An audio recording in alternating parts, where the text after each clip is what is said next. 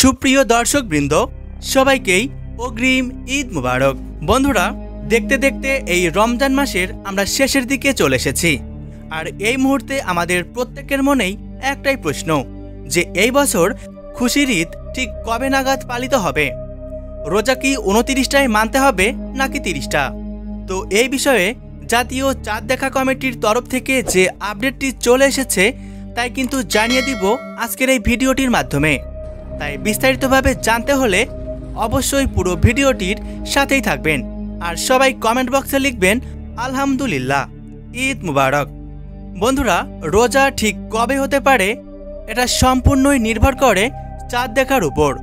এবছর অর্থাৎ 2024 সালে রমজান মাস শুরু হয়েছিল 12ই মার্চ থেকে।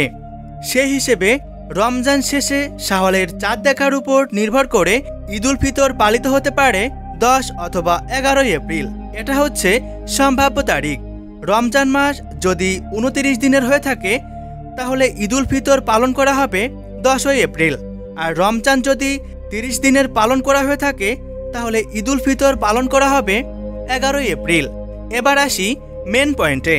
সম্প্রতি আরব আমিরাতের চাঁদ দেখা কমিটির তরফ থেকে একটি আপডেট চলে এসেছে। সেটি হচ্ছে আগামী 10ই এপ্রিল রাতে দেখা যেতে পারে ঈদের নতুন চাঁদ।